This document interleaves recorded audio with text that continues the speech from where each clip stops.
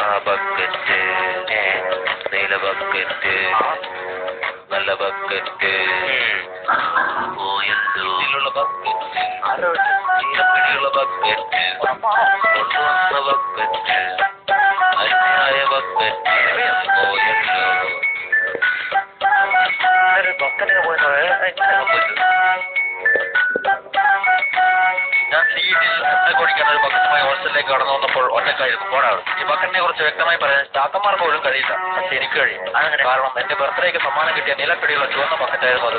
1ാം class മുതൽ ഞങ്ങൾ ഒരുമിച്ച് ഒരു വായിലുണ്ട്, ഒരു പാത്രത്തിൽ ഉറങ്ങി. ശക്തമായ ആത്മബന്ധം ഞങ്ങൾ തമ്മിൽ ഉടലെടുത്തിരുന്നു. പക്ഷെ എന്ത് ചെയ്യാം, കഴിഞ്ഞ ഏതാനും ദിവസം മുമ്പ് വളരെ ദാരുണമായി അത് നഷ്ടപ്പെട്ടു. ആ ബക്കറ്റ്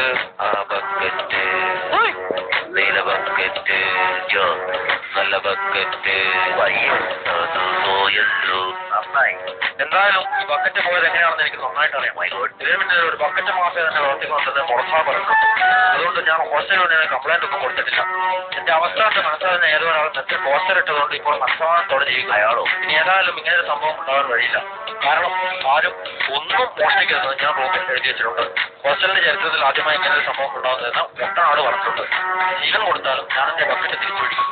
ആ ബക്കറ്റിന് തിരിച്ചു കിട്ടുമോ, അഥവാ തിരിച്ചു കിട്ടിയാൽ തന്നെ പഴയ ബക്കറ്റിന് പകരമാകുമോ അത് ആർക്കറിയാം. അത് അങ്ങനെ എടുത്തോണ്ട് പോയാൽ പിടികിട്ടിയോ? ഇല്ല, ബക്കറ്റിന്റെ പിടികിട്ടി. തിരിച്ചു പോരാ കമ്മോ അവന്റെ ഒരു ബക്കറ്റ്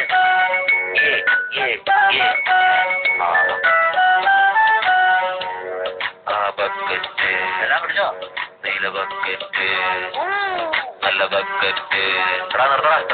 പോയല്ലോ പോയല്ലോ അയ്യോ പോയല്ലോ.